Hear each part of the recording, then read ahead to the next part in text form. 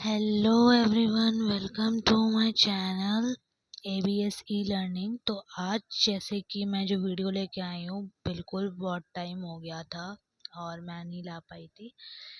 तो आज मैं क्लास 9th के लिए साउंड ऑफ म्यूज़िक की वीडियो लेके आई हूँ। आपका इंग्लिश भी हाइव का ये चैप्टर नंबर 2 है और चैप्टर नंबर 1 हो चुका है। काफ़ी बच्चे ऐसे होंगे जिनके पेपर हो चुके होंगे और काफ़ी बच्चे ऐसे होंगे जिनके होंगे। तो हो सकता है ये वीडियो आपकी हेल्पफुल हो सकता है कि होगी आगे, तो भविष्य में बिल्कुल होगी। और इतना टाइम इसलिए भी हो गया क्योंकि मैं अभी 10th की कोशिश थी कि इम्पोर्टेंट क्वेश्चंस डालूं CBSE बोर्ड के, और अभी 12th की भी यही रहेगी। तो मैंने वो डाले थे, तो इसलिए आप लोगों का लेट हो गया, लेकिन आज मैं फाइनली वीडियो बनाने जा रही हूँ। सो मेरी कोशिश रहेगी कि तुम्हें ये चैप्टर बहुत अच्छे से समझ में आए। इसकी मैं डिटेल एक्सप्लेनेशन देने की पूरी कोशिश करूँगी, ठीक है। तो स्टार्ट करते। जैसे कि मैं चैनल में हमेशा बोलती हूँ, जिन्होंने मेरी वीडियो यहीं रोक दी है तो शायद आप लोगों को किसी और के वीडियोस अच्छे लगे होंगे, या बेटर आपको वहाँ पे दिख रहा होगा, या फिर कुछ बच्चे ऐसे भी होते, स्टूडेंट्स ऐसे भी होते जिनको पढ़ने की इच्छा नहीं होती अभी भी, तो वो आपकी इच्छा है।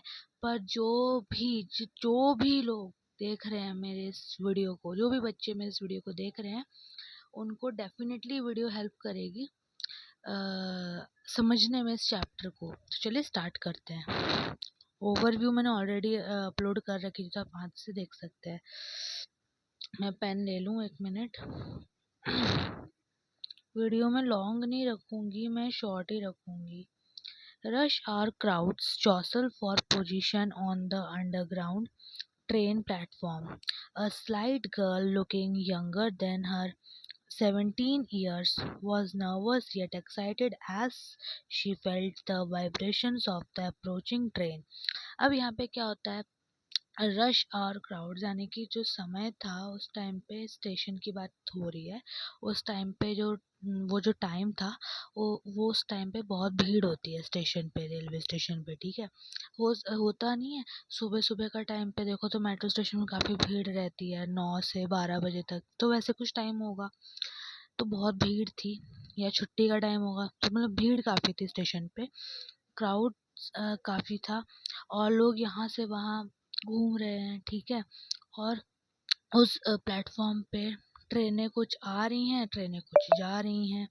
A slight girl looking younger than her 17 years, वहाँ पे एक लड़की भी खड़ी हुई थी जो कि अपने जो कि 17 साल की थी, लेकिन वो 17 साल से भी कम उम्र की लग रही थी। और वो लड़की कौन थी? वो लड़की थी यहाँ पे जिनके बारे में हम लोग बात कर रहे हैं, एवलिन ग्लेन, ठीक है, जो एक डेफ गर्ल थी। तो वो थोड़ी नर्वस थी वहाँ पे, उस टाइम पे वो प्लेटफॉर्म पे खड़ी थी, नर्वस थी, घबराई हुई थी और बहुत एक्साइटेड भी थी। और वो जो लड़की थी यानी एवलिन ग्लेन, वो ट्रेन जो आ रही हैं और जो ट्रेनें जा रही हैं उसकी वाइब्रेशंस को वो फील कर पा रही थी, महसूस कर पा रही थी। तो यहाँ पे ये जो गर्ल है, ये गर्ल कौन है? ये गर्ल है हमारी Evelyn Glenn. Sorry, Evelyn Glenn करके कुछ है, ठीक है। इनका नाम थोड़ा स्पेलिंग मैनेज कर लेना, सकता है। उसके बाद फिर it was her first day at the prestigious royal academy of music in London and daunting enough for any teenager fresh from a Scottish farm.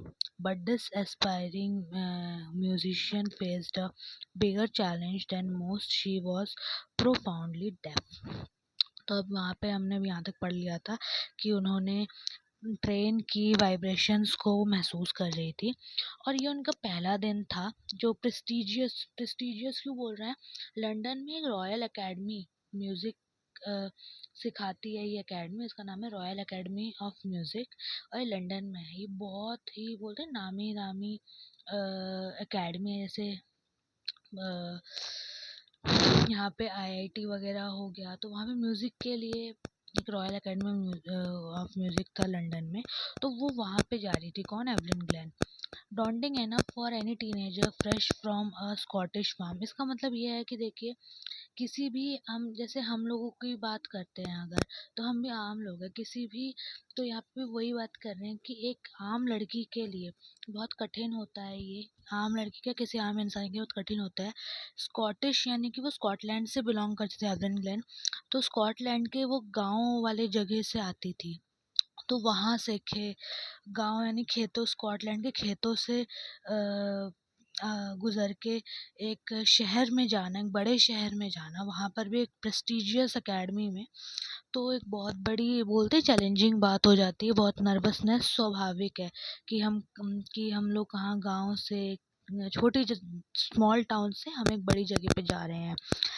पर ये जो एवरेन ग्लेन थी, इनकी बहुत ही एस्पायर यानी कि बहुत ही बोलते नहीं है लोगों को आगे बढ़ने के लिए बहुत प्रेरणादायक जर्नी थी इनकी, वो लोग एस्पायरिंग म्यूजिशियन थी बहुत ही, और इन्होंने बड़े बड़े चैलेंज फेस किए अपने लाइफ में। तो अब हम वही चैलेंजेस देखेंगे, और इनका सबसे बड़ा चैलेंज ये था कि ये डेफ थी। डेफ यानी कि होता है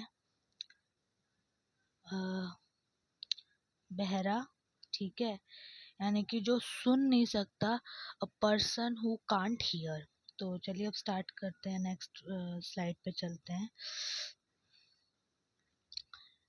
पेन का कलर चेंज कर लूँ मैं। Evelyn Glenn loss of hearing had been gradual. Her mother remembers noticing something was wrong when the 8-year-old Evelyn was waiting to play the piano. They called her name and she didn't move.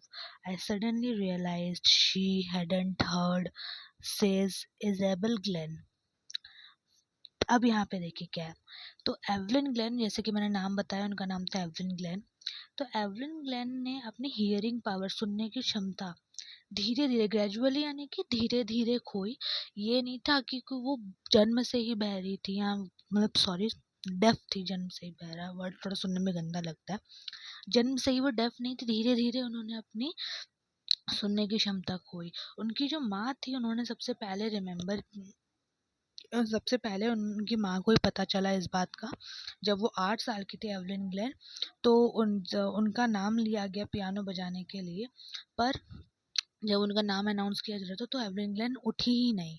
तो तब उनकी माँ को realise हुआ कि कुछ तो गड़बड़ है उनकी बेटी के साथ, शायद वो सुन नहीं पा रही है। और फिर उनकी माँ ने चेकअप करवाया तो पता चला कि वो सुन नहीं पा रही सच में। और उनकी माँ का नाम क्या था? Isabel Glenn.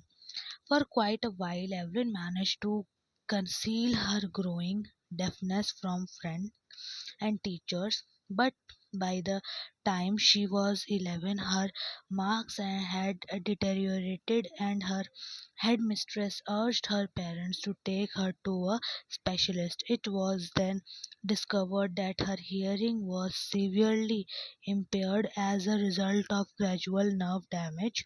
They were advised that she should be fitted with hearing aids and sent to a school for the deaf. Everything suddenly looked black, says Evelyn. तो अब क्या होता है कि उनकी माँ को पता चल जाता है कि उनकी बेटी सुन नहीं पा रही है, पर लेकिन तब भी एवलिन ग्लेन ने ये सच्चाई अपने दोस्तों को या अपने टीचरों को नहीं बताई थी, दुनिया से छुपा के रखी थी। उन लोगों को जानने नहीं दिया था, क्योंकि किसी को अपनी कमी बता के या अपनी बीमारी बता के कुछ मिलता नहीं है, तो उन्होंने भी नहीं बताई थी। लेकिन क्या हुआ, उनकी पोजीशन धीरे धीरे और ख़राब होती गई, क्योंकि ग्रेजुअली धीरे धीरे करके सुनने की क्षमता जा रही थी उनकी। तो जब वो 11 साल की हुई तो उनके क्लास में परफॉर्मेंस बहुत बुरा होने लगा, ठीक है, और उनकी स्थिति खराब हो गई कि वो सुन नहीं पा रही थी बिल्कुल भी। तो उनके एक दिन उनके टीचर ने या उनके हेड मिस्ट्रेस ने, उनके टीचर ने उनको, उनके पेरेंट्स को बुलाया एवलिन ग्लेन के, और उनको बोला कि आपकी बेटी में कोई कमी है, आप इसको प्लीज़ स्पेशलिस्ट के पास ले जाइए, ये सुन नहीं पा रही है, या फिर इसको एक डेफ स्कूल में भेजें जहाँ पे जो वो बच्चे पढ़ते हैं जो लोग सुन नहीं पाते। तो ऐसे ही किया गया। उनके पेरेंट्स ने उनको डॉक्टर को दिखाया, तो जो डॉक्टर ने क्या बोला, डॉक्टर उनको बोलते हैं कि एवलिन ग्लेन की ब्रेन की जो सुनने वाली नस है वो धीरे धीरे करके ख़राब होती जा रही, डैमेज होती जा रही है। और डॉक्टर ने एडवाइस दिया कि इसीलिए इनको एवरेन ग्लेन को हियरिंग एड्स पहननी चाहिए, वो सुनने वाली मशीन लगानी चाहिए और उनको एक डेफ स्कूल में भेजना चाहिए जहाँ पे वो बच्चे पढ़ते हैं जो सुन नहीं पाते। तो जब ये चीज़ हुई एवरेन ग्लेन के साथ कि वो उनकी नस डैमेज हो गई थी, तो सुनने की क्षमता उनको डॉक्टर ने कहा था ये धीरे धीरे पूरा खो देगी क्योंकि नस डैमेज हो रही है वो वाली।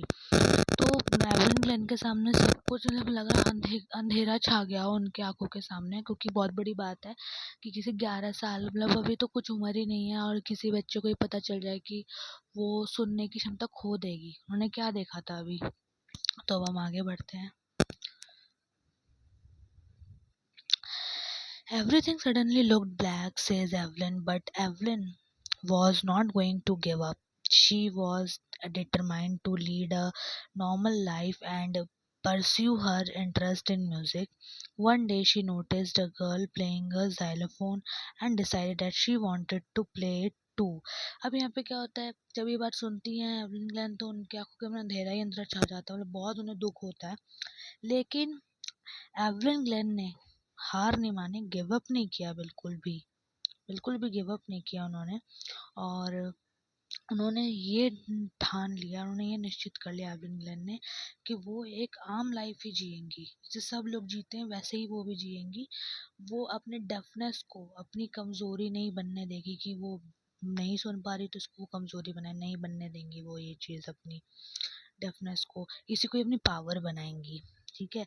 और उन्होंने सोचा कि अब वो हार नहीं मानेंगी, आम लाइफ भी जिएंगी जैसे दूसरे जीते हैं, और वो अपना इंटरेस्ट जो उनका पैशन था वो उसको फॉलो करेंगे। उनका पैशन क्या था, म्यूजिक, उसको फॉलो करेंगी। एक दिन उन्होंने एक लड़की को नोटिस किया, एक लड़की को एवलिन ग्लेन ने एक लड़की को नोटिस किया कि वो जाइलोफोन प्ले कर रही थी, और उन्होंने वहीं से सोच लिया कि वो भी जाइलोफोन बजाना सीखेंगी। कौन, Evelyn Glenn. Most of the teachers discouraged her, but percussionist Ron Forbes, ये बहुत इम्पोर्टेंट नेम है। हम्म, ये बहुत इम्पोर्टेंट नेम है, सॉरी सॉरी क्या हो रहा है। रॉन फॉब्स, इसको ना ध्यान रखिएगा। Spotted her to her potential. He began by turning two large drums or two different notes. Don't listen through your ears, he would say. Try to sense it some other way. तो अब क्या होता है कि जब उन्होंने निश्चित किया होता है एवलिन ग्लेन ने कि वो जाइलोफोन प्ले करना सीखेंगी, तो वो बहुत टीचरों के पास जाती हैं कि उनको सिखाए। लेकिन अधिकतर टीचर्स उनको डिस्करेज कर देते हैं, उनको नकार देते हैं, उनको बोलते नहीं है, नेगेटिव कर देते हैं, नेगेटिव चीज़ें बोलते हैं, उनको ख़राब बोलते हैं कि जब तुम सुन ही नहीं पा रही हो तो तुम कैसे बजा सकती हो। लेकिन जब मन में इंसान ठान लेता है तो वो चीज़ वो पूरी करके रहता है। वही एवलिन ग्लेन ने की है, उन्होंने हार नहीं मानी।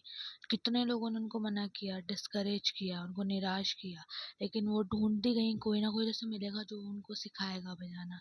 उनको एक ऐसे गुरु मिले, एक ऐसे टीचर मिले, एक परकैशनिस्ट वो होता है स्टूडेंट्स जो हर टाइप के इंस्ट्रूमेंट बजा सकता हो, चाहे कोई भी इंस्ट्रूमेंट हो। तो उनका नाम था Ron Forbes. Ron Forbes Evelyn Glenn के टीचर थे, गुरु थे। तो उन्होंने देख लिया था, जब वो रॉन फॉब्स के पास गई तो उन्होंने देख लिया था कि इस लड़की में वो पोटेंशियल है, एवलिन ग्लेन में वो एनर्जी है कि वो जिन्होंने ठाना है वो करके रहेंगी, भले ही वो डेफ क्यों ना हो। तो वही हुआ। ही बिगैन बाय, तो उन्होंने यहाँ पे तो रॉन फॉब्स जिनके गुरु थे उन्होंने उनको सिखाया। उन्होंने क्या किया, वो बड़े बड़े ड्रम्स लाए, 2 लार्ज ड्रम्स लाए, और उन दोनों ड्रम से डिफरेंट डिफरेंट बोलते हैं म्यूजिक नोट्स बजाने लगे। और उन्होंने उस टाइम पे एवलिन ग्लेन को क्या बोला, उन्होंने एवलिन ग्लेन को बोला कि तुम ये जो ड्रम्स मैं बजा रहा हूँ इसके नोट्स को, इसके म्यूजिक को कानों से मत सुनो, बल्कि कोशिश करो कहीं और से सुनने की, फील करने की, एक तरह से फील करने की, इस म्यूजिक को अपने शरीर में फील करो कि बज रहा है। Says Evelyn, suddenly I realized I could feel the higher drum. I could feel the higher drum from the waist up and the lower one from the waist down.